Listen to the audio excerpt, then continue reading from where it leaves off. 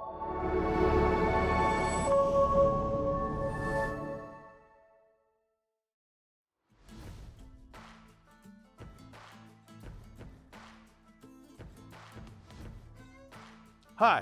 my name is Tyler Duffy, and I'm the host of the Building the Bridges to a Better Future podcast. I was born and raised in Lacombe, Alberta, spending my formative years growing up on a buffalo ranch. After high school, I became a power engineer and spent 11 years working in the energy industry. I left that career behind and moved on to study a psychology degree at Red Deer Polytechnic. While completing that degree, I read one thing that stuck in my head that began to change my thinking, shape my beliefs, and ultimately guide my decisions from that point forward. The Canadian Mental Health Association had published some research that said that 80% of lifelong mental health issues have their root in early childhood trauma. Let me say that again. 80% of lifelong mental health issues have their root in early childhood trauma. Now that got me thinking. Does that mean that 80% of lifelong mental health issues are preventable? So research has shown that early childhood trauma is one of the major causes to lifelong mental health issues. So I feel, as a society, we should recognize that and implement programs to reduce, buffer, and eliminate early childhood trauma. Otherwise, we will never be taking a preventative approach to mental health issues. We will be locked in a perpetual process of reacting to mental health issues when they surface later on in life. Like the old saying goes, rather than mop up the bleeding, you gotta stop the bleeding. Now, this was new information to me, but professionals in psychology, education, and the social work world are well aware of this. And community leaders in Red Deer had started to create programs to address this issue by increasing the amount, variety, frequency, and quality of social support the kids get at critical stages in their social and emotional development. The hypothesis is that if we implement positive social support programs for youth and maintain them over years so that they become a permanent part of the Canadian culture, then it may be possible to turn the tide and begin a downward trend in the number of people that struggle with mental health issues in future generations. In this podcast, we will be interviewing the key people that created these programs and have worked tirelessly for 20 years to maintain them. The goal is to share what we've done in Red Deer, why we have done it, and how you can do the same in your community if you're passionate about taking a preventative approach to mental health as well. Come and check it out as we begin to build the bridges to create a better future.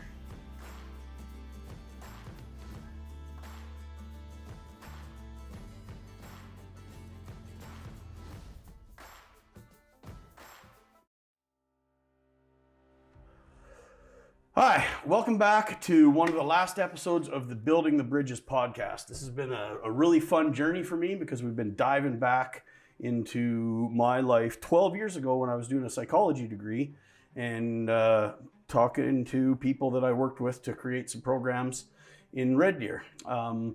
So if you've been tuning in the whole time, then you're well informed of what's going on. If not, here's a short little update. 23 years ago, Denise Fredeen and a group of ladies got together and started a program called Go Girls for Girls. So Go Girls was an extremely positive program for grade 5 girls in Red Deer, and it ran for 11 years and with all sorts of positive results. And then the community got together and created a similar program for boys called Nights in Training, and now the whole thing is called Go Grow Kids. So the first episodes were interviewing the team of ladies that Denise Fredeen worked with to create the program, and then some of the faculty in the public school division and at the Red Deer College as well that collaborated to incorporate the boys program into it. So now these last few episodes are super exciting because we're interviewing the students that participated in the programs, which is very cool because I've never met any of them and talked to any of them. So in this episode, we have Chloe Fredeen, who is actually Denise Fredeen's daughter, which is a pretty cool connection because Denise was kind of the, let's say, the prime mover that started the whole thing. So it's very cool to have Chloe here as a guest. And Chloe's going to tell us what her thoughts are and experiences are with participating in the program. So welcome, Chloe. Thanks for coming out. Thank you. So to start off, why don't you introduce yourself to the audience? You know, tell us how old you are, where you at school, what grade you're in right now. Okay. Hi, I'm Chloe Fredeen. I am 15 at Hunting Hills High School in grade 10. Nice. And what are one of the key themes of this whole program is identity formation. So just tell us a little bit about yourself. Like, what kind of activities define you as an individual? Do you feel are a core part of your identity? Yeah, I have been a dancer since around the age of 2, doing all different kinds of dance. And I'm also, since grade 6, been a part of my school band. And I also at school love trying all the different sports they provide there as well. So, nice. Yeah. So you got a well-rounded background of artsy and sportsy kind of things. Yeah. Cool. Now your story is a little bit different because you were in grade 5 or grade 10 in the COVID years when we actually didn't run the program in person, right? Yeah. So was that when you were in grade 5? Yeah. Yeah. Okay. So this will be interesting because we had to adapt and try and figure out how to do this online. Yeah. Right. So, tell us about how that whole process went, because that was a challenge for the whole planet.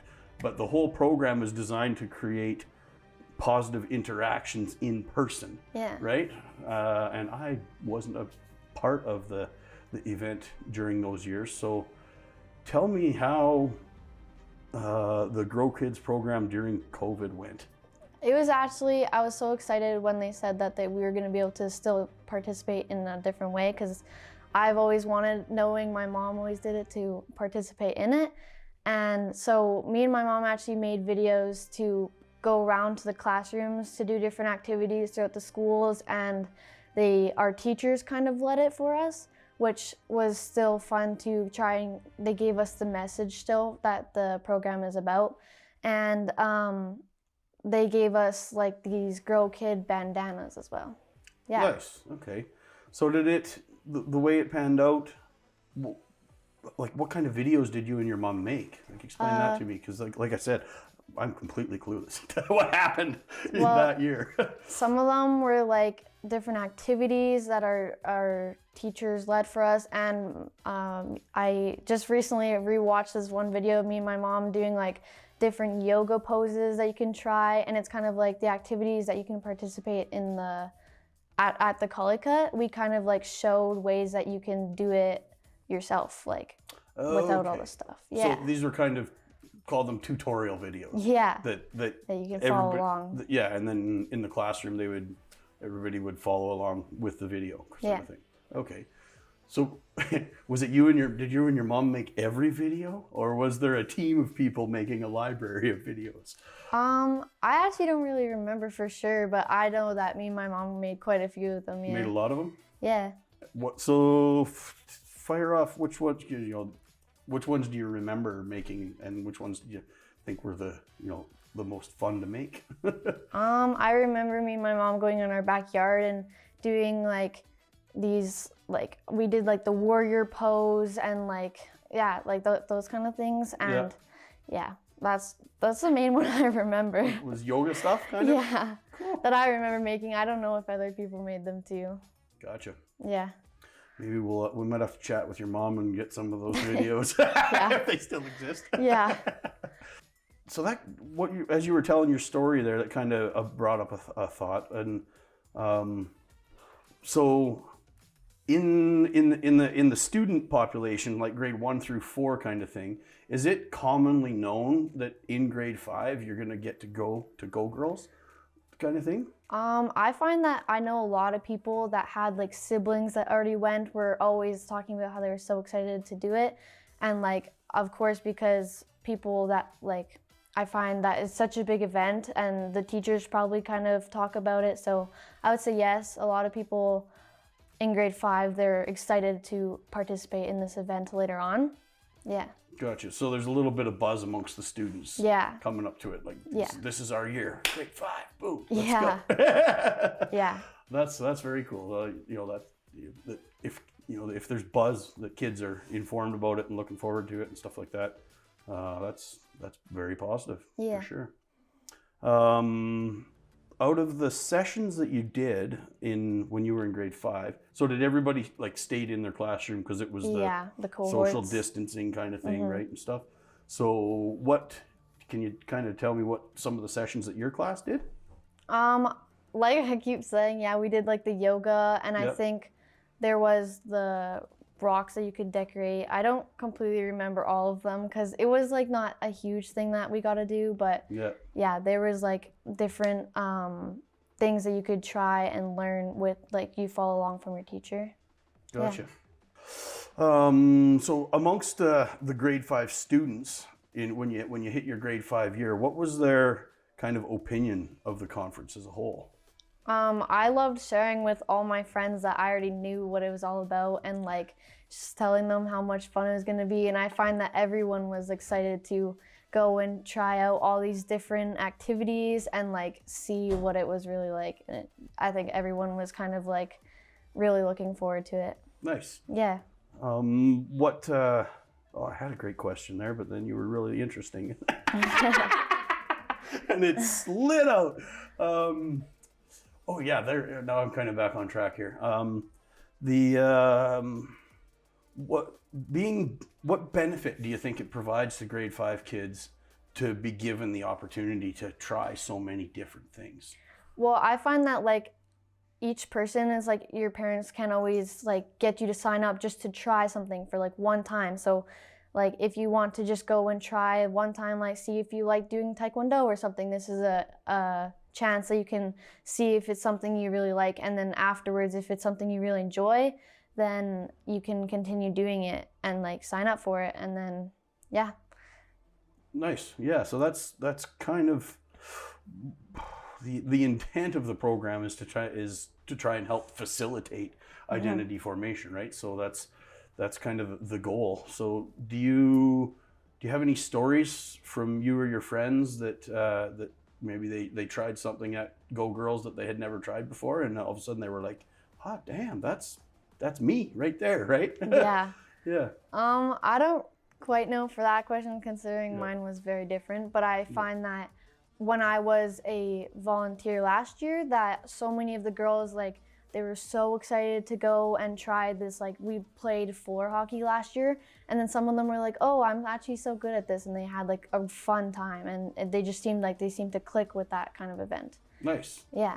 And then was that an activity that they continued to pursue then? Yeah, I hope so. It seems like something that they would love to do, and then they can go home and tell their parents and then get signed up for it and then pursue that. Yeah. Good deal. In general, do you feel that the grade 5 kids benefit from the program? Yeah, I do, because they all, like we keep saying, they get to go around and try all these different events, and then watching from when the girls first come in kind of nervous, and then they learn that they can warm up and open to their community and have a fun time with their like new peers and new friends, and they learn that all this great stuff about movement and activity and being healthy throughout your life. So your grade 5 year was a little bit different, but from what I understand, in your grade 6 year, you were involved in some sort of capacity. So can you tell me about that experience? Me and my friend went with my mom to the event, and we helped set up everything, and then we kind of joined groups and went to a whole bunch of different groups, seeing what activities they were doing and kind of participating with them, which was really fun considering that we didn't get to actually go in person during COVID. So it was really fun seeing it like that way. So we still kind of got to do it, but in a different way. Okay, cool. Yeah. What were some of the highlights of that? Because you still, I guess you kind of got to participate the next year. Yeah. Did very many grade 6s get that opportunity, or is that kind of like a unique thing because your mom created this? Yeah. Okay, yeah, I think it was a unique thing, Yeah. but also me and my friend got to like help with the setup and help all the different people that come together and do it. So we were kind of like the kids that were really young and basically grade 5 still, but still got to like see it from a way different view that everyone else would. Cool. What were some of your favorite observations from that year where you were volunteering? Well, when you actually sit in that gym and see all the different colored shirts and all the different grade 5s together, it's so cool that way. And like how all of them are like intensively listening and like participating the whole time is just cool to see how much fun it is actually. Yeah, and then once they you know, they do the day starts out and there's that opening ceremonies and stuff like that. So did you kind of join one clan and follow that clan around, or were you kind of a free agent and you just kind of like, this looks fun, let's go do this one, and then bounce over there? Yeah, we did that where we just kind of got to go around, and there were some groups that were like they all became friends and were like so close, and then there were some groups that were like, some of them were a little shy, but then as we stayed and throughout the session, you see them like warm up and then they get like all excited about what they're doing as well. So yeah. Cool. So there's what I'm picking up what you're saying. There's a big transition in group dynamics. So when they first meet in the opening ceremonies and do their first session sort of thing, they start to connect in a very unique way. Cool.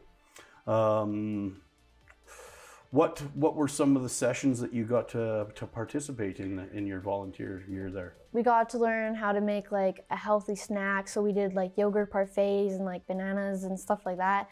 I think we also got to go and do, again, a yoga one where we got to go and do that. Yeah.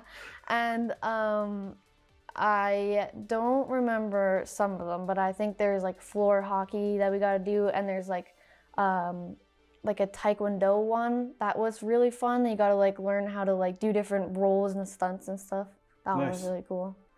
Yeah. So tell me what you observed from in the clans, I guess, from the start of the day compared to the end of the day. Like, talk about the difference in group dynamics there. I found that was one of the coolest things watching, was when all these grade 5s come in with their schools, that they're all kind of nervous to be like maybe away from their peers and their friends, but then as like they watch the ceremony open, they get like really excited, and then we start our events and they start to warm up to their surroundings and their like community that they're with, and then around lunch everyone's just like become like friends and close with each other, and then by the end we have shirt signing and none of them want to leave. They're just so happy being there. Yeah, that's awesome. It is a huge transition kind of thing for sure, because it's, you know, they become a clan together kind of thing, right? So it's what are some of the benefits to that, you know, being given that opportunity to be a part of that day? It's kind of like teaching them that they can open up to their community, and it's always nerve-wracking to try something new, but it always is beneficial in the end to like the outcome of what that trying something new can bring. And that they learn all the fun things about movement and activity and how it's beneficial to like your life. Nice. Yeah. Cool. Well, that's great to hear what your experience was, you know, at the grade 5 and grade 6 level kind of thing. You're now in grade 10, right? And have you had the opportunity to be a clan leader at the event yet? Yeah, I actually got to go last year. Not too many grade 9s get to go, as it's not always considered high school, but last year quite a few of me and my friends got to participate in that as a clan leader. Okay. Tell me about that experience. What do you feel were some of the benefits to that? I find that when you first walk in, just like all the grade 5s, it's kind of nervous to see that, but then afterwards it's like you're giving back to your community and making it a fun day for all of these grade 5s, just like how a lot of people got their clan leaders, as like it was so fun to have them with you. So it's kind of like the same experience, but you're the older one this time, which is kind of cool to think about. Yeah. Yeah, and then it's also just great volunteering time and stuff like that. Nice. What were some of like you have any stories to share about your event where it was like you observed something unique happen that really put a smile on your face or anything like that? It was really fun watching each group. They would stand up and they would do this chant that the cheerleaders were leading. That was really cool to watch, how all these girls were just like participating in this chant and they were trying to be as loud as they can, and it was just really fun to watch them do that. That does sound like a riot. Yeah. What were, as a clan leader, what do you remember the sessions that you and your other clan leaders did with the grade 5 girls? I know we did floor hockey, and I think again we did the taekwondo one with them, and I can't quite remember all the other ones. I think there's like a Pilates one or something like that as well. Yeah. Cool. This is a fun question that kind of just popped in my head, because what would be a cool session from your perspective? Because it's always adults coming up with these ideas, right? And so in the last episode with Wyatt, him and I kind of brainstormed a little bit about this as well. So what do you feel would be some cool session ideas that aren't currently being done? I don't know for sure if this one's not being done, but like a dance one. I love dance, and I think that it'd be so fun if you go around and you could do like a little bit of ballet and then jazz and tap. It's just like learning how each one is and like what you actually do in that class.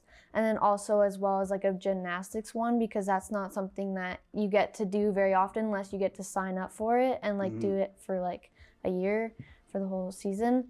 So I find that those two would be really fun sessions to participate in, because so many girls end up like doing those things as like their lifetime. Yeah. Cool, that's a great answer. Here's one that I'd like to philosophize with on you, is that I find that like there's no, with human interaction in general, there's no shortage of avenues of competition.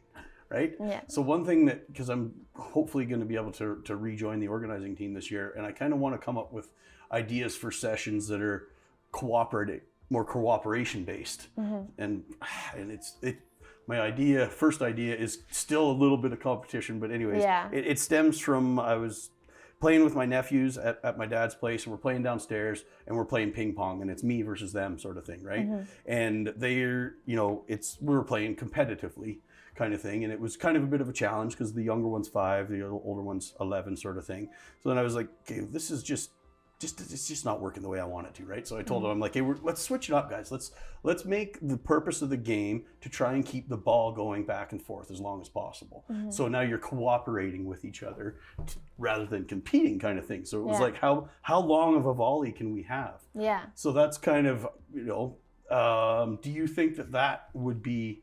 But then it's almost like as a human I can't, or maybe it's a guy thing, I can't take the cooperation out. But then the what I'm envisioning is like a whole bunch of ping pong tables. The clan shows up for their session, and it's like, all right, guys, here's we're gonna split it off into pairs, and whoever can create the longest volley wins this challenge, sort of thing, right?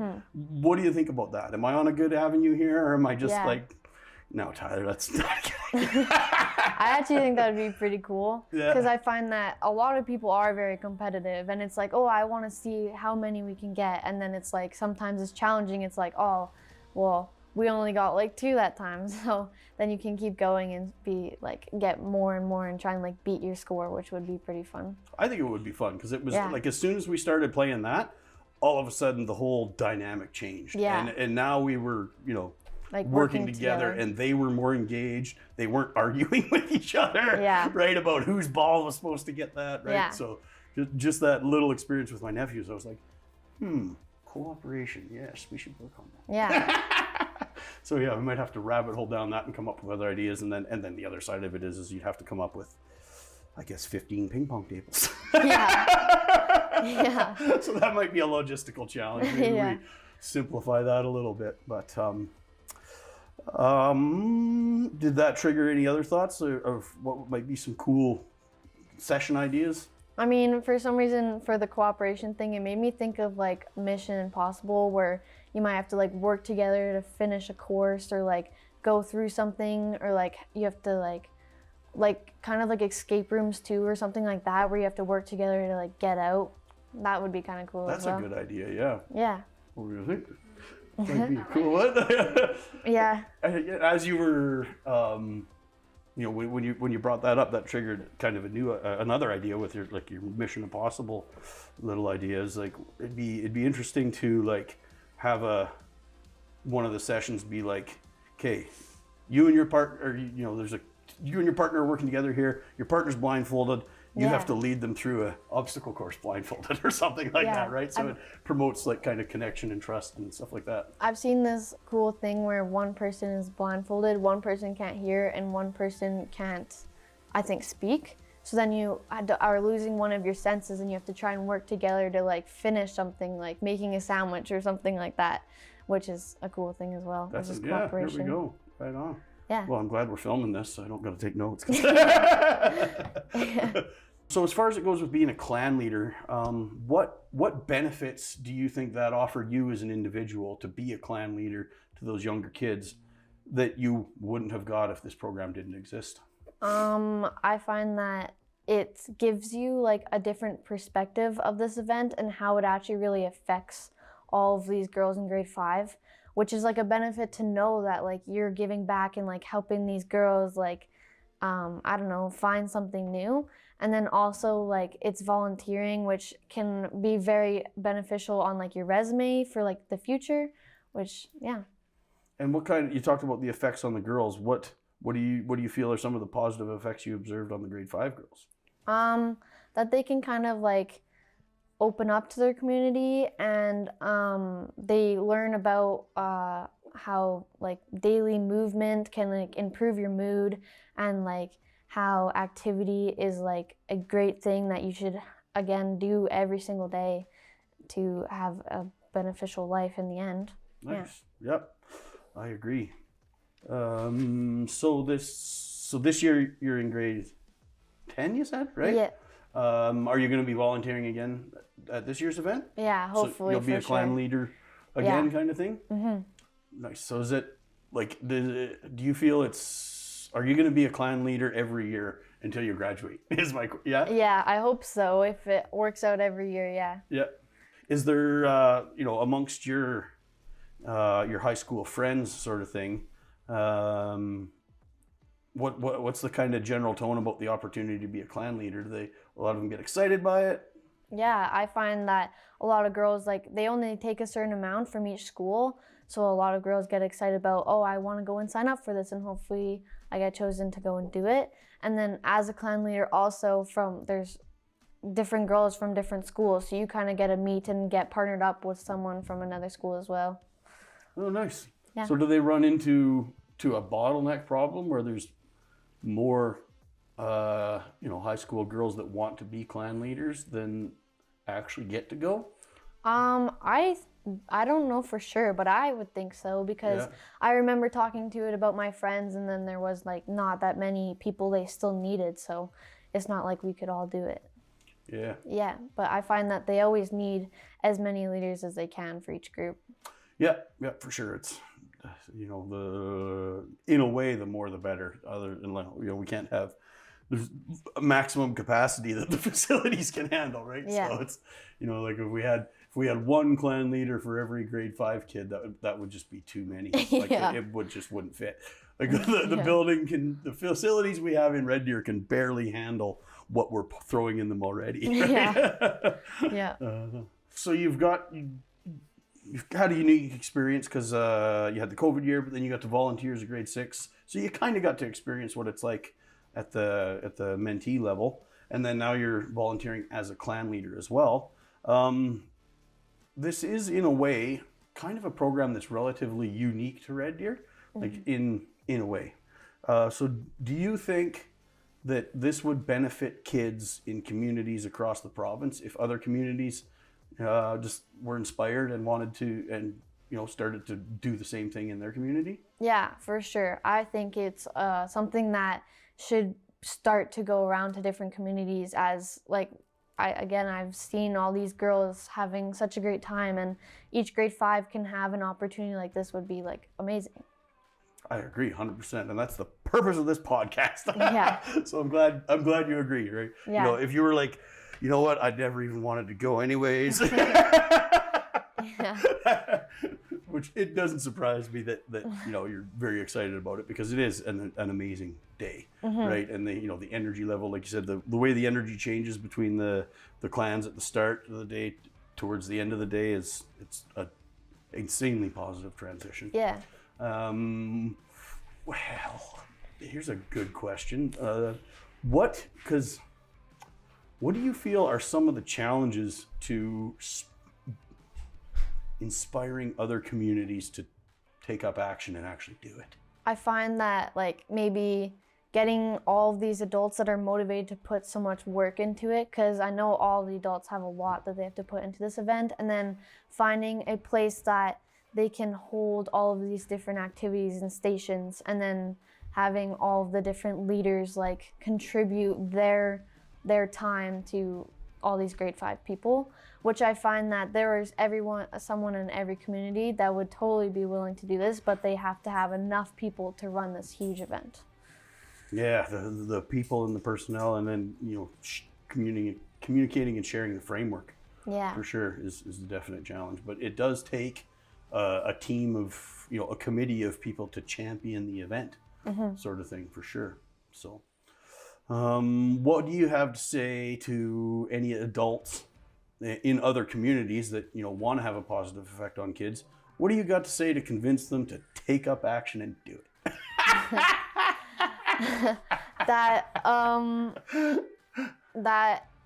has such a great effect on everyone. So it should be something that they want to see this happen around in their community. So it should be something that they want to put into action for all of their kids living there.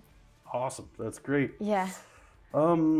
That's kind of all I got for you, Chloe. Those are some great answers. That was a super fun conversation. It was great to hear your perspective, from both sides of it. And yeah, thanks so much for coming out and lending your voice to the podcast. And you're going to be part of the last episode, so you'll be Chloe's going to be one of the last girls we meet. Coming to an end.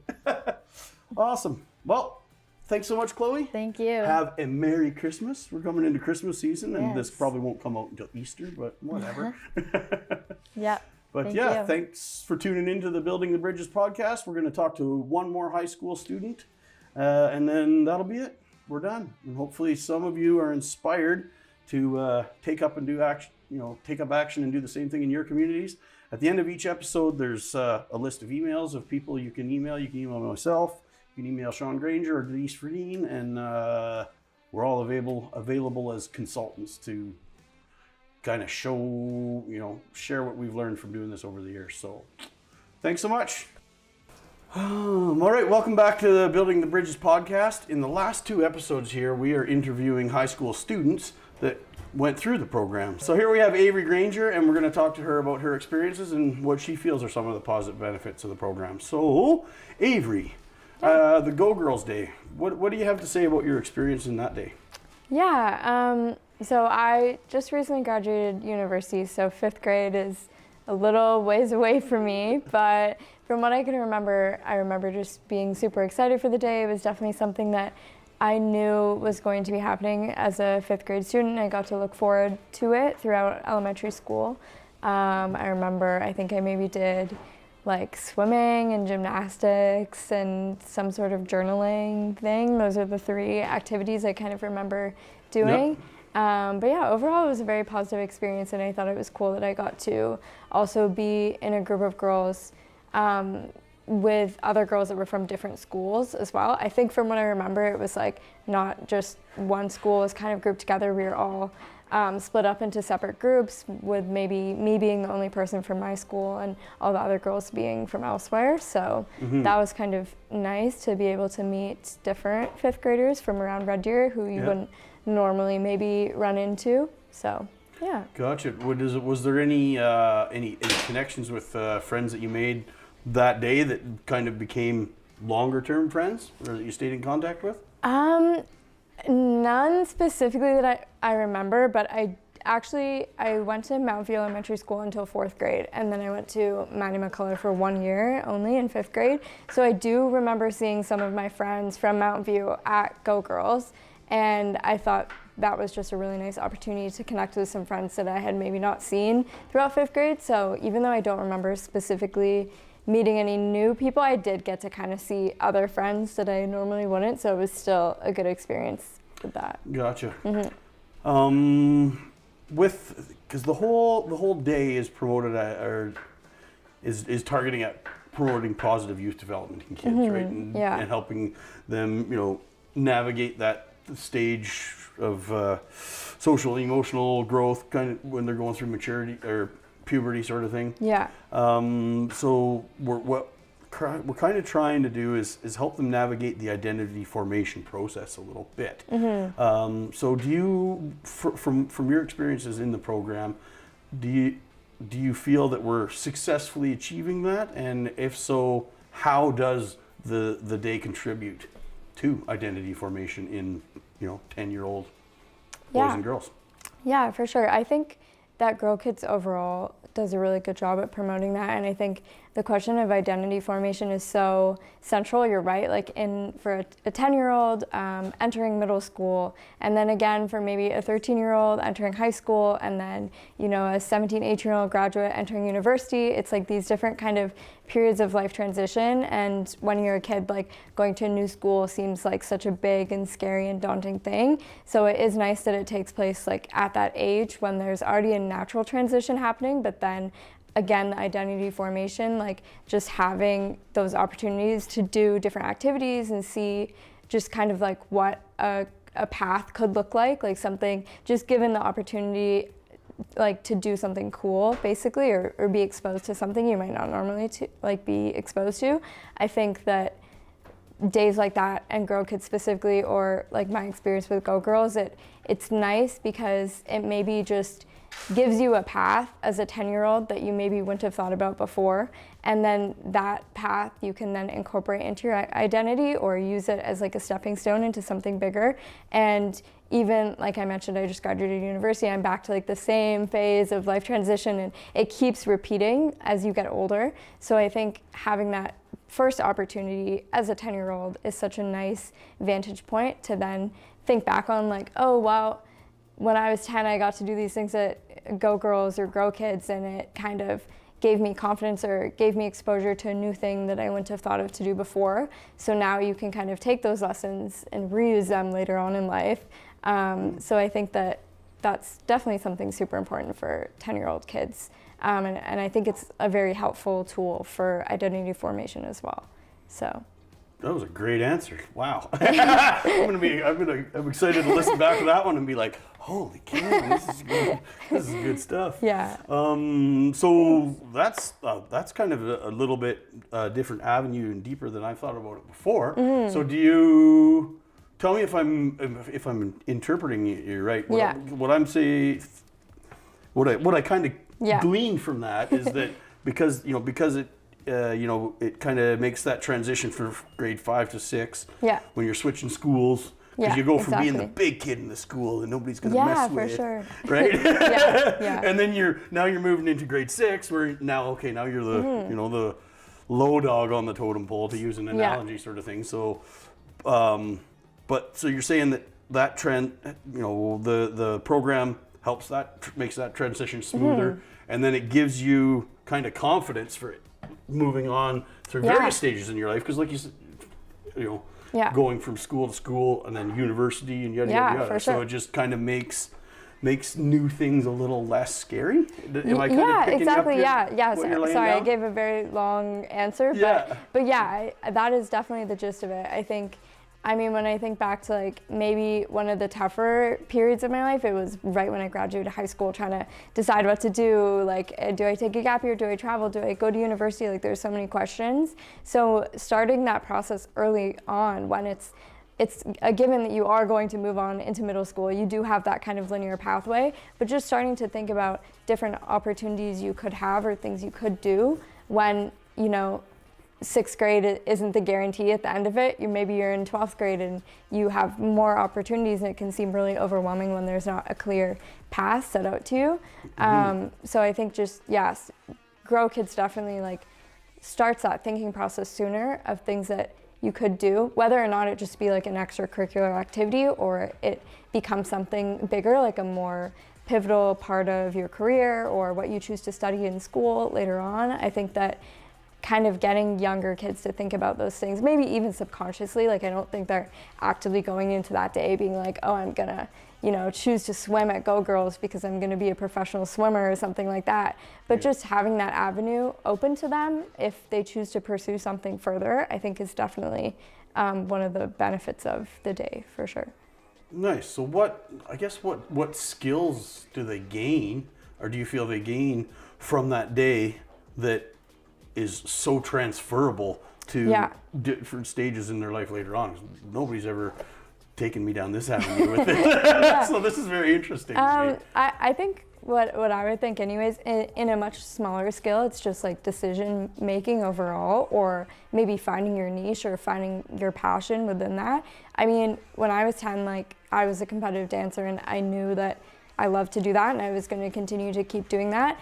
But I think that a lot of kids, like they don't have one thing or they don't have specific things that they're super interested in at a young age. So I think that can kind of help just in like decision making in general and tying it back to the identity formation, like maybe finding something that you do start to relate as part of your identity, and that kind of, it almost gives you like a sense of purpose or a sense of self as a young kid to have something that you know you're good at or you're working at or you're kind of learning about too. So yeah, I think maybe just decision-making skills overall and like knowing yourself, knowing your identity, knowing your purpose. I think those things are very important as you get older, or at least starting to think about what those things might be anyways. Yeah, one that kind of triggered a thought, it maybe is kind of in alignment with what you're saying, but do you feel like, because we do, you know, like you said, purposefully take kids from different schools and shatter their social group. Right? Yeah, so exactly. it's like so because and the purpose of that is to try and promote social connection, promote building new friends and becoming a part of a new group kind of thing. So where was I going? Give me a sec. I was on a good thought process.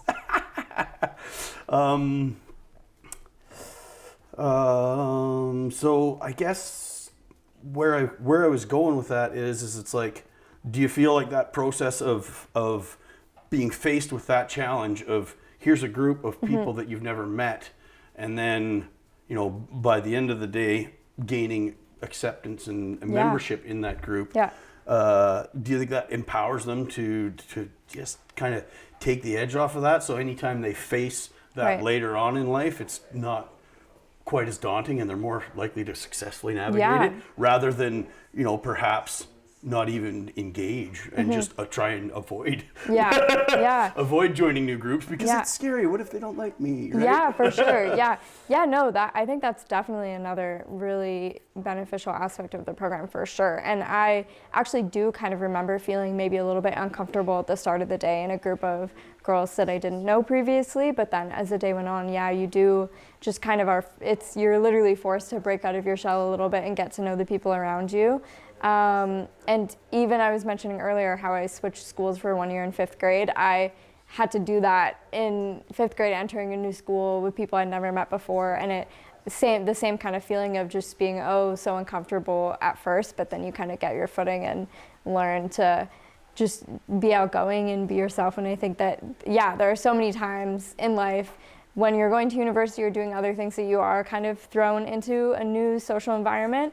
And you're right. If you're going to, like when I was at Mount View, I had been in French immersion since kindergarten, so I was with the same group of kids for 5 years, right? So just breaking out of that, it's so important to see kind of the bigger picture, and sometimes you do end up, you know, I'm sure there's girls that have met new friends at Go Girls and continued to keep those people in their lives past the day, or even regardless of if they go to the same school or not. And I think that's important too, because you might feel kind of isolated at your school if you don't have close friends or you don't have people that you go to at school, and maybe that day you're exposed to new people from other schools, and then you can kind of use them as your friends. So I think it kind of works both ways, where it could be uncomfortable at first, and you could just kind of tolerate it throughout the day, or it could be a really good thing and it can make you feel, you know, more welcome in different social settings if you don't experience that at school on a regular basis. So yeah, that's a super cool thought. Because I remember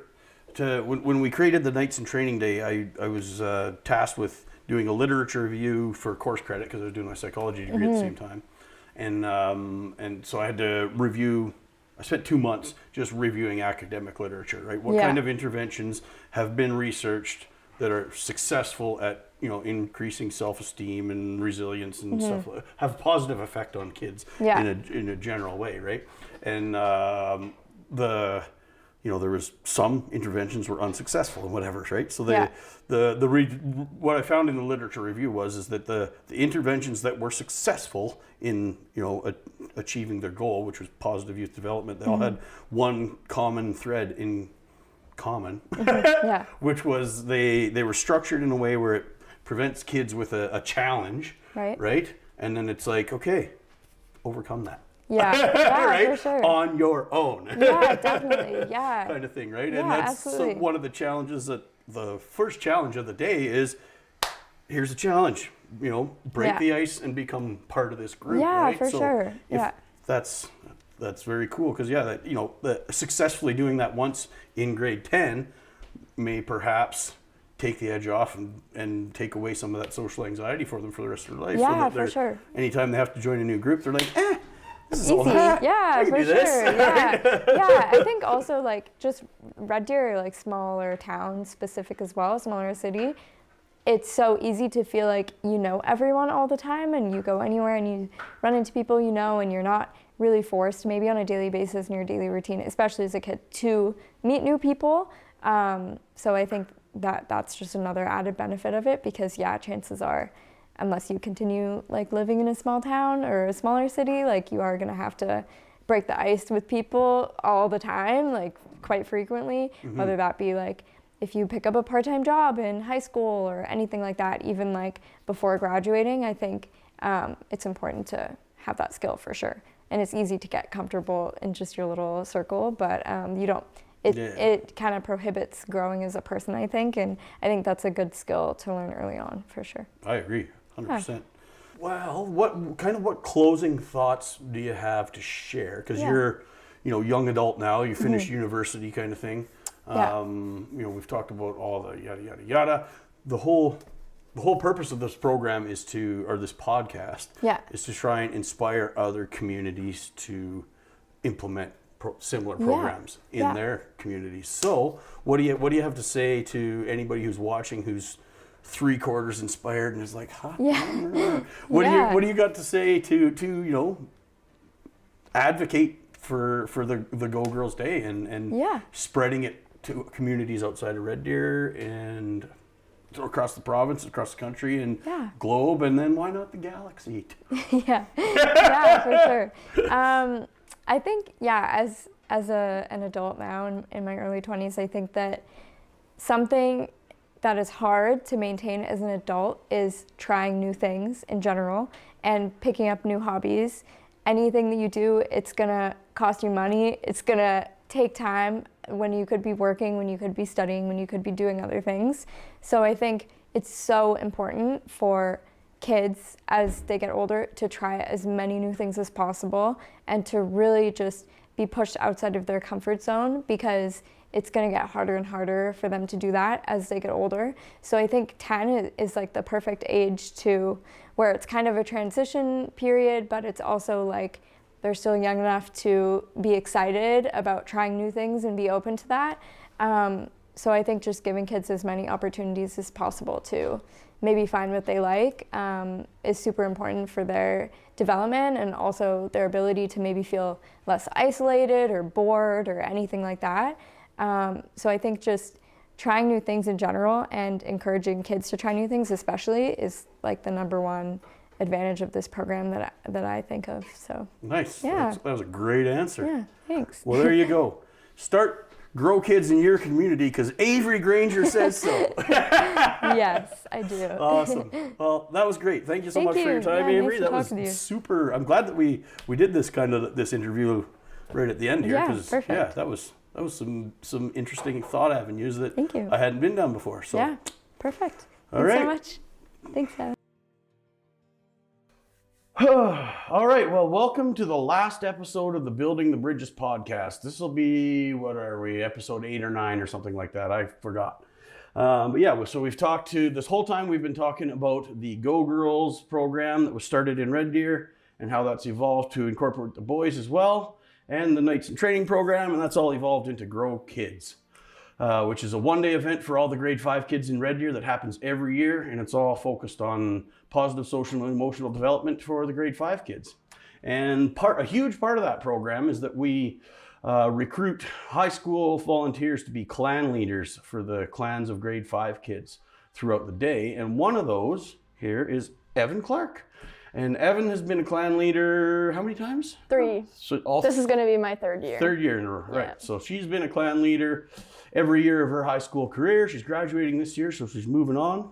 But we're going to, Evan's going to tell us about her experiences, because you obviously you grew up in Red Deer, right? Yeah. So you were a grade 5 in the program. Yes. And then, yeah, so we get to hear about her perspective from both sides of the day. Because a huge part of the Grow Kids Day is helping kids form their identity moving forward, right? Because in that age of, 8 to 12-ish is as far as, social and emotional development, identity formation is a huge part of that. And research has shown that kids that form a stable and positive identity in that age do a lot better later on in life than kids that struggle with that and end up with what's called identity diffusion. So, Evan, why don't you start with introducing yourself to the audience and tell us a little bit about, some of the activities that are part of your identity in sports that you're involved in and stuff like that. Well, my name is Eaven Clark. I'm in grade 12. And I would say sports definitely has defined me as a person, especially in Grow Kids trying new things. I got to try lacrosse when I was in grade 5 and ended up playing for 5 years after. I've learned a lot of teamwork throughout all my sports. And it's great to show in this conference because you get to work with a bunch of other kids too and show them that it's okay to try new things and grow their confidence, being open to try new things. And what sports did you play? Did you play and do you play? I've played a lot of sports. Right now I'm currently playing basketball and volleyball. I've played lacrosse, ringette, badminton, tennis, a bunch of racket sports. Nice. I've done track. Pretty much all team and individual sports. I've had a mix of both. Very cool. So one part of this story that I think is fairly cool, because it's, we've never interviewed very many of the participants in the day, right? So it's kind of cool, like if you can pull back from your grade 5 memories kind of thing. What's, when you're entering grade 5, are you aware that you're going to be going to Go Girls that year? And what's kind of the general tone amongst grade 5 kids about the Go Girls Day?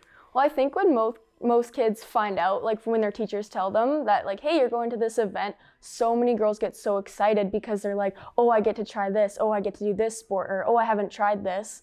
And yeah, it's just super excited. I just remember being so excited. And to go and hang out with my friends, and you get to mix with all the different schools. You're not just with your own school, so you get to meet new people. And I was kind of a friendsy person, so I would go and meet friends everywhere. And so I had a really fun time in my group. Nice. So it's something that the kids are aware of and oh, yeah. and excited about. Yeah, very excited. Awesome. That's great to hear. When you went in your grade 5 year, one of the coolest things is the kind of the opening ceremonies when everybody comes in and starts meeting each other for the first time. So can you kind of describe how you felt, when you show up at the Cullycut Center that day, sort of thing, and you're coming in and seeing all the, because there's 700 to 800 grade 5 kids that congregate there, right? So how does that all feel when you enter that? I think because where do they use the soccer fields there, right? Yeah. So when you come in, when everybody's filtering into the soccer fields, what's the buzz like, and what does that feel like? It's honestly a little bit overwhelming just because there's so many kids and there's just so many groups to be reorganized and schools and just people in general. But it's just super exciting. Everybody has smiles on their face. Everyone's laughing. Like, oh, what are you doing? What are you doing? Like, oh, I'm going here. I'm doing this. I'm doing that. And it is a big buzz. And then once we get up and, you know, our mentors and stuff start interacting, it gets even better because the kids open up and they're starting to actually be interactive. Nice. So is it like, I'm assuming because we purposely kind of break the groups up and put people together that don't know each other very well, right? Because we don't want people to just stay in their little friend circle and not break out of their shell and form new friendships and stuff like that. So how long does it take the group to kind of, you know, warm up to each other and then kind of start functioning as a clan or whatever, you know, as a team? I would say it definitely takes the first bit of the morning, even throughout the first activity, just because meeting new people is hard. But I feel like as a clan member, that is part of my responsibility to introduce someone, or maybe someone's a little bit more shy and you say, hey, come over, this person is named whoever, and you know, you kind of help them make friends that way, and then they warm up a little bit faster when they start talking to other girls or other kids. Yeah, that's because it's one of the things I like to find the most kind of rewarding or funny is, you know, everybody comes in there and it's pretty quiet, you know what I mean, right? Like everybody's kind of like, you know, starting to try and figure out what's going on and stuff like that. And then, you know, they go out and do the session 1 and session 2, and then when they come back for lunch in you know, in that opening ceremony room, it is like, it's a roar. Like you cannot chat over it. It's just like all of a sudden, you know, the dynamics have changed so much, and it's absolutely you know, astounding to see the difference between, you know, it's like a whole different group of kids. Yeah, totally. You know, you got 700 in the morning, you got 700 kids that are kind of like, you know, starting to be like, you know, whatever, forming groups, stuff like that. And then when they come back, it's just like, roar. Like it's so loud, you know, you try and talk through the microphone to address the group, and it's hopeless. So when you were a grade 5 student, do you remember which sessions you did at the event? I did lacrosse, nutrition, yoga, and I think I did swimming. I don't quite remember. Okay. Yeah. Nice. And then, so obviously, because you said that was your first time trying lacrosse, correct? Well, I did try it before, and then that's kind of what really got me to play. Okay. Yeah. So lacrosse was something that essentially kind of became part of your identity for a bit as a result of trying it at the Go Girls Day? Yeah. And how long did you said you played lacrosse for 5 years? Yeah. Nice. Yeah. So let's talk about the end of the day. Because what does it feel like, the transition towards the end of the day, where it's like, okay, now, you know, it's your last session sort of thing, and then there's the closing ceremonies, and then everybody's got to, you know, the clan breaks up, that group will never exist together in the same way, you know, same form again, right? So what does that kind of feel like, and what kind of feelings of camaraderie or membership emerge in your group? Lots of the girls feel sad that the day's over because they had so much fun. I feel like almost proud because you can see these girls transform from being really quiet to opening up and trying new things, which is really hard at this age. Yeah, I just feel proud of them for going out and trying their best, and maybe it's something they don't like and they try and they end up liking it, and as long as you encourage them to try their best, it just feels refreshing at the end of the day, even though it's a very long day. Yeah, for sure. And then it's because it's one of the things that I've never been to the Go Girls Day, because I'm always, you know, working and helping out at the nights and training day. But Denise says that you all sign your shirts and stuff like that. Yeah, this kind of thing. That sounds like pretty cool. So what's going on when that happens? Like, is everybody just like, it's complete chaos? Everyone's trying to steal your Sharpie and then they don't give it back, and you're like, but I have to sign her shirt. Yeah, everybody just signs each other's shirts, and it's great. Yeah, and then you remember and you look back, I still have my shirts, and you're like, oh, I remember that name, and you're like, oh, I remember that girl. Yeah. Nice. So yeah, I think that's one of the cool things about it, is it creates a whole bunch of opportunities for connection in the community that never would have existed before. Totally. Right? So then what do you think, because it happens in grade 5, and most of the schools in Red Deer at grade 5 you move out of elementary school and into middle school or whatever next, right? Not all of them, but a lot of them, right? Do you feel that it, because moving on to a new school is kind of a little bit scary. So how do you think having that event at grade 5 level, does it prepare kids for moving on to grade 6 and give them a little more confidence moving into grade 6? Yeah, I think it does. Just having those even little interactions of being like, hey, my name is so-and-so, like, do you want to be my friend? Going into grade 6, middle school is a tough age to make friends too, but you just have that confidence and you're like, oh, I know I can talk to this person, or I know I can speak my mind, or I know I can try this.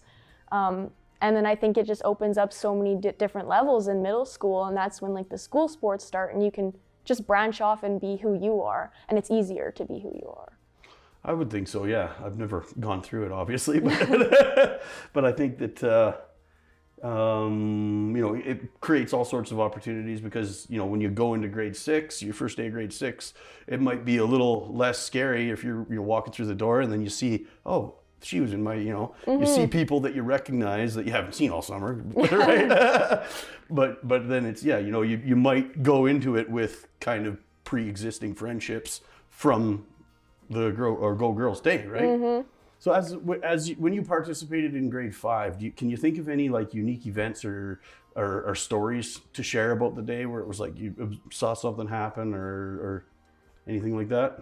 I remember doing like the big dances. They usually do like a dance with everyone. Mm-hmm. I remember doing that with like the girl beside me, and we were just laughing and having so much fun. And like we didn't really know what we were doing, but it was just whatever, dancing, expressing yourselves. Yeah. But another cool thing is this girl that I went to elementary schools with, I ended up moving schools, and then we ended up rejoining at Grow Girls.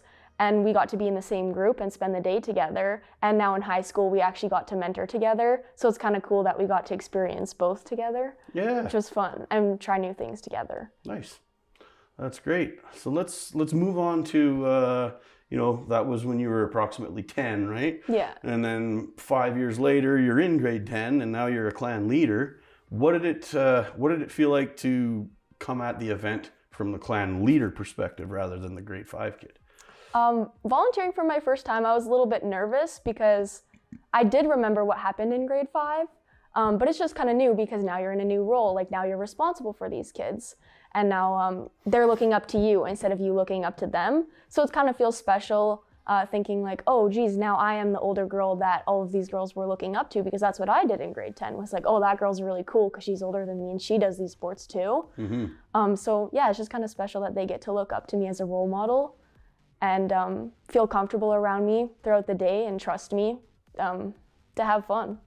Nice. Did you have any kind of tactics that you used to kind of, break the ice and introduce everybody at the start of the day sort of thing, and then also, keep them flowing and give them lots of positive feedback about the events kind of thing? You honestly just have to talk to them. Like, you just have to say, like, how are you feeling? Like, are you feeling excited, nervous? And be like, oh, hey, have you met this girl yet? And you just have to talk to them throughout the whole day so they open up to you. And yeah, you just have to talk to them. Nice. Pretty much just simple. Yeah. Love and well, it. you have That's to be good. like enthusiastic too. Yeah. Yeah. And do you remember what sessions you had when you were a clan leader there for your first time? I did taekwondo. Oh yeah. I did a swimming one. I think I also did nutrition my first year back, and I don't remember. Oh, floor hockey. Oh, okay. Yeah. Nice. What? Because the variety of activities that each group does, sort of thing, is strategically designed for a reason. So, what benefit do you think that provides to the grade 5 girls? Well, usually a variety, you get some things that you want and some things maybe you haven't tried before. And with like the nutrition classes, I mean, nobody wants to listen to what foods you should eat, but give me some candy. yeah, broccoli's good for you. No, but it really helps them be like, oh, okay, this is what like a healthy lifestyle looks like, and these are the different options. And there's like fitness classes, and there's yoga classes, so it doesn't have to be a sport that you have to do and be like, oh, I just want to play this sport in the future. Like, there's so many different ways to move your body, and I think having that variety really like makes them engage in so many different ways and be like, hey, I don't really like playing this high intensity sport, but I really like yoga, but it's still a great way to move your body. And providing that variety gives them just so many opportunities to do what they want. And learn what they want. Yes, maybe, right? exactly. You know, from a psychology and scientific background, the reason that the objective with giving everybody the opportunity to try numerous different things is because a big part of identity, or one part of it, because it's a very multifaceted thing, is what they call expressive identity, which is something that you're doing because you're like, just basically you love it. It's kind of your passion, right? And what the psychology research literature shows is that people that form a positive expressive identity, that's a strong resiliency factor, and they tend to do much better later in life, right? So that's kind of the science behind it, is we're giving everybody the opportunity to try as many things as we can with the hopes that they find what their passion is, kind of thing. So do you think that works? Yes. Yeah. Yeah, I mean, everybody likes different things, and they express themselves in so many different ways. And just being exposed, even though it's one day event, being exposed to something can just change how you feel about something. You know, maybe you like exercise more than you did before, and it just helps benefit your health and your thoughts on like what do you want to do in the future and how you want to maintain your health too. Nice. I remember what that question was now. Whoops. What were kind of some of the key things that you learned from being a clan leader for 3 years, kind of thing? Was there any skills you picked up in that process that you feel empowered you to, you know, achieve later on in life? Probably patience. With like 25 kids, it's almost like you're just babysitting all of them at once. But being able to connect with each and every one of them at the same time is super important. And sometimes, you know, the shyer girls who don't get as much recognition, you have to go out of your way and go out of your comfort zone and make conversation with them so they feel included too. I also learned you just got to be positive. Like, nobody's going to want to participate if you're just not doing anything. Like, you have to engage them and you have to work with them. And everybody has different strengths and effort, and you just have to work with them. Nice. How do you get, you know, some of those students that are a little bit more challenging to engage? How do you get them to break out of their shell and engage a little more if they're maybe a little apprehensive about doing so? Sometimes showing them what it looks like and be like, oh, hey, I'm going to try this. Do you want to try it too? Like, I can try it with you, instead of being like, you have to do it. Be like, we can do it together. Give them extra support to try something new. Or be like, hey, I've never done this before. Let's try it together. Like something like that. Sweet. So what, you know, because being a clan leader is not mandatory, right? Like, you volunteer for it. So what about the day has motivated you to basically commit to being a clan leader every time it comes around? Like, you sign up every single year, right? Just love helping people. Yeah. I think it is so important getting kids involved in things. I've always been a kid involved in many sports and many things, and I feel like it just benefited me as a person as a whole. It helps me with school, with sports, just being a person in general. And I'd really like to pass that on to all these younger kids, to just open up and like be yourselves. And it really helps get out of your shell. It just helps you in the future all along, and all the things you get to learn during those activities. Like, if you join a sport and you learn teamwork and you learn things, so when you get a job when you're older, you're able to comprehend and interact with people. I just think it helps you overall as a person. So I'd encourage them to all join it. Join something. Yeah, that's great. With the, you know, because one thing we do every year is we review the sessions, and we kind of, you know, there's a little bit of selection process, right? Because you sometimes, like, especially the very first year, we're like, okay, let's brainstorm. What do we think is good ideas, right?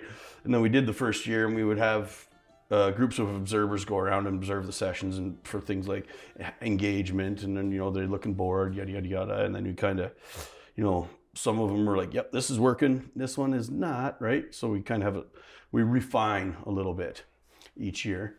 And this is a fun question for me, because in that process, we've never really polled the students. So what would be, you know, because we'll be starting meetings for the you know, the 20, I guess it'll be the 2025 event soon. What do you feel like, just as, you know, from a free-flowing brainstorming kind of perspective, what do you feel would be some cool sessions ideas that you have never seen there yet? Oh. It's kind of tough, right? Like, it's It also depends on your resources you have too, though. It does, yeah. But assuming all that aside, what, like, you know, brainstorming? Oh, maybe like a spin class. Yeah. Have you guys done that? At Nights in Training we haven't. I don't know if they have at Go Girls. I don't think they have. I know they've done fitness classes like weightlifting or things like that. I go to spin classes down at like Ride downtown, and I think they're the funnest thing ever. So if girls like, you know, younger kids like riding their bikes, so if they do like a spin class to like music and stuff, I think that'd be fun.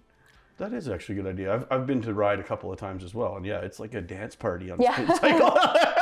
Yeah, pretty much. So yeah, that'd be a good one. That'd be, you know, it's not an impossible possible hurdle, but yeah, you'd have to drag 30 exercise bikes in there. Right. But, you know, that's not impossible. So spin class would be good. They do have a lot of sports. Yeah, like the Go Girls Day is more activity and sports focused than the Boys Day. Like with the Boys Day, there is sports and activities in there as well, but there's like welding and stuff too, right? Yeah, exactly. Yeah, like they do, you know, we give them the chance to do carpentry and welding and, you know, mechanics and stuff like that. So it's kind of like a little bit more broader scope than just physical exercise. So, but both days are awesome events. What about drama classes? Do there like any drama activities? No, not usually. Gotcha. I think there's like I think there was a dance one, but that's like pretty much as dramatic as it gets. So it doesn't really get much from there.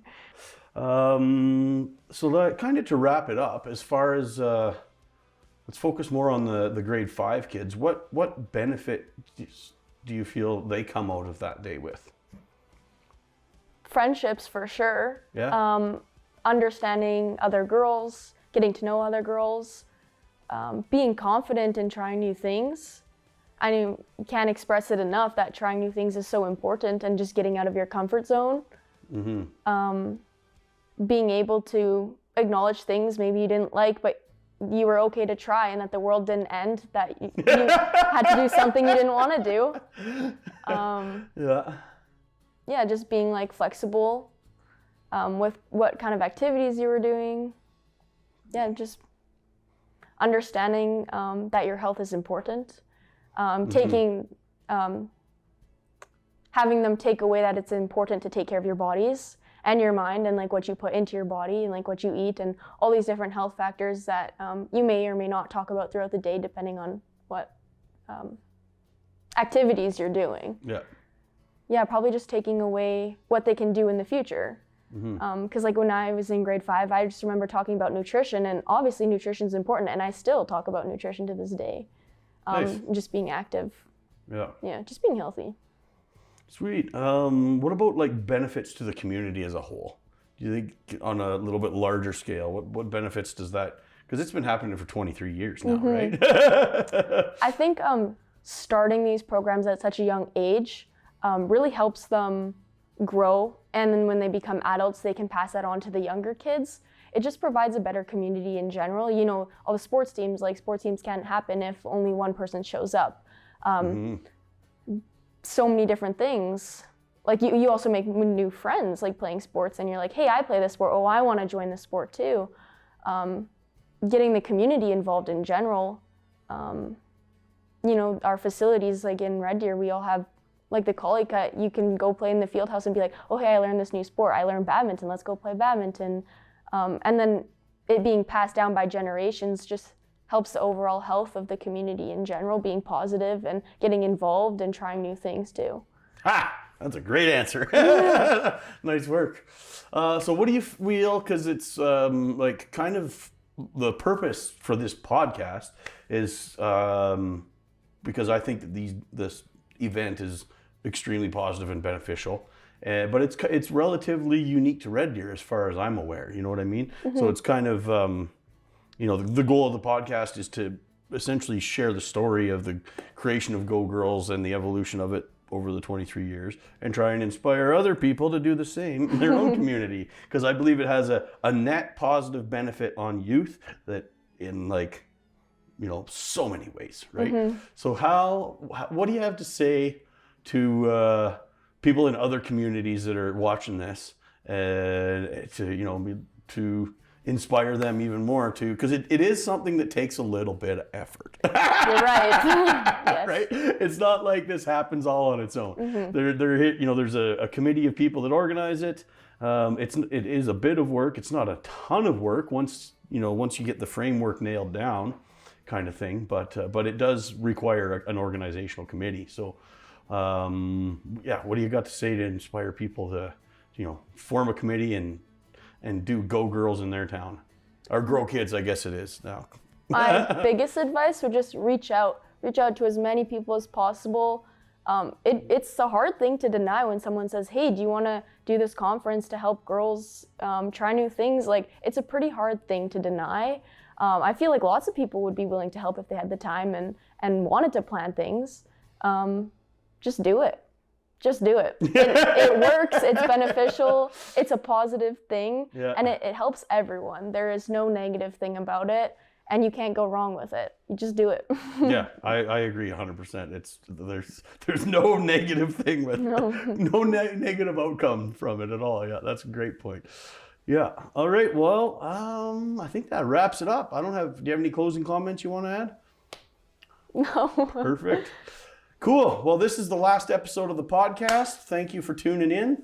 Like I said, at the end of each podcast, there is emails. You can message myself. You can message Denise Fredeen or Sean Grainger. We're all available to consult if you're interested in starting this up in your town. The framework is really simple. You need a committee to organize it. You make use of the facilities that your town has. You take all the grade 5 kids you got, you split them up into clans of about 30, and then you put about 3 to 5 clan leaders like Evan per clan, and then you build a list of sessions for the day, and that's essentially how it works. So, you know, it sounds like a lot because you're just like, well, 700 kids and yada, yada, yada, how are we going to pull this off? But it's really a pretty basic framework that's very repeatable and transferable to any community. So thanks so much for tuning into the Building the Bridges podcast, and thank you, Evan, for sharing your perspective on it. And you'd think it'd be more dramatic at the end. Roll credits. Awesome. Well, there we go.